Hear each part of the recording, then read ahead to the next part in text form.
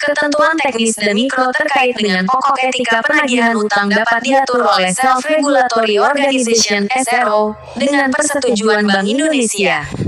8. Adapun etika penagihan debt collector pada penyelenggara fintech adalah bahwa penagihan dilaksanakan sesuai dengan norma yang berlaku di masyarakat dan ketentuan peraturan perundang-undangan.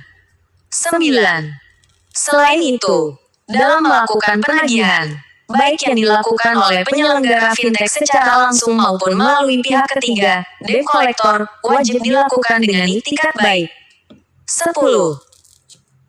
Setiap penyelenggara fintech selaku kuasa pemberi pinjaman dilarang melakukan penagihan dengan intimidasi, kekerasan fisik dan mental, ataupun cara-cara lain yang menyinggung sara atau merendahkan harkat, martabat, serta harga diri penerima pinjaman. Di dunia fisik maupun di dunia maya, cyberbullying, baik terhadap penerima pinjaman, harta bendanya, ataupun kerabat, rekan, dan keluarganya. 11. Lebih lanjut, dalam SOJK 19/2023 hal 15 diatur bahwa penyelenggara pinjol tidak diperkenankan untuk menyebarkan seluruh data dan informasi pribadi pengguna kepada pihak lainnya kecuali ada persetujuan tertulis dari pengguna dan atau terdapat pengecualian oleh ketentuan peraturan perundang-undangan. Kemudian, debt collector dalam melakukan penagihan harus mematuhi pokok etika penagihan sebagai berikut hal.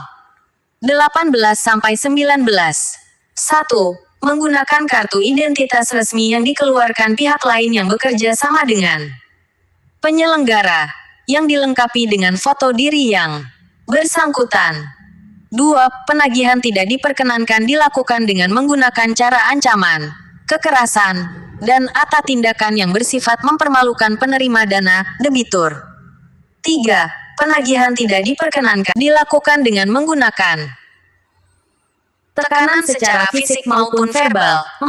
Dilakukan dengan menghindari penggunaan kata dan atau tindakan yang mengintimidasi dan merendahkan sara, harkat, martabat, dan harga diri di dunia fisik maupun di dunia maya, cyberbullying kepada penerima dana, kontak daruratnya, kerabat, rekan, keluarga, dan harta bendanya. 5. Penagihan tidak diperkenankan dilakukan kepada pihak selain penerima dana. 6.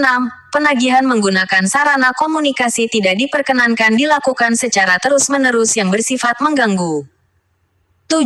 Penagihan hanya dapat dilakukan melalui jalur pribadi, di tempat alamat penagihan, atau domisili penerima dana.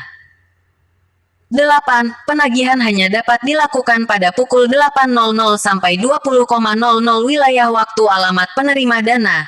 Dan 9. Penagihan di luar tempat dan atau waktu sebagaimana diatur pada angka 7 dan 8 hanya dapat dilakukan atas dasar persetujuan dan atau peranian dengan penerima dana terlebih dahulu. Ketentuan pidana. Kalau merujuk pada ketentuan-ketentuan KUHP lama yang masih berlaku pada saat artikel ini diterbitkan, dan UU 1/2023 tentang KUHP baru yang berlaku 3 tahun sejak tanggal diundangkan, 12 yaitu tahun 2026, maka tindakan debt collector yang menggunakan kata-kata kasar dan dilakukan di depan umum, maka ia bisa dipidana dengan pasal penghinaan ringan yaitu ketentuan lebih lanjut mengenai perlindungan data pribadi terdapat dalam UU Nomor 27 Tahun 2022 tentang Pelindungan Data Pribadi. Undang-undang ini merupakan produk hukum terbaru terkait perlindungan data pribadi yang disahkan pada tanggal 17 Oktober tahun 2022 lalu. Mengacu pada pasal 67, setiap orang yang dengan sengaja dan melawan hukum mengungkapkan data pribadi yang bukan miliknya akan dipidana paling lama 4 tahun penjara dan atau denda paling banyak 4 miliar rupiah. Sementara setiap orang yang dengan sengaja dan melawan hukum menggunakan data pribadi yang bukan miliknya akan dipidana paling lama 5 tahun penjara dan atau denda paling banyak rp miliar. Jelas banget ya kalau kita melihat dan membaca aturan dan peraturan yang dibuat dan sudah disahkan menjadi undang-undang. Akan tetapi penagihan pinjaman online justru semua yang dilarang itu malah menjadi aturan dan cara mereka melakukan penagihan terhadap nasabahnya.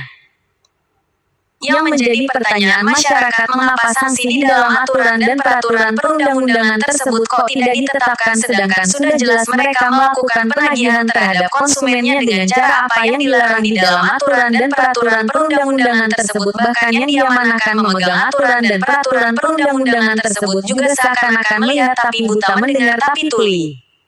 Apakah aturan dan peraturan perundang-undangan tersebut dibuat cuma untuk menjadi tulisan dinding saja? Apakah? Coba kita tanyakan kepada rumput yang bergoyang, ya guys, ya.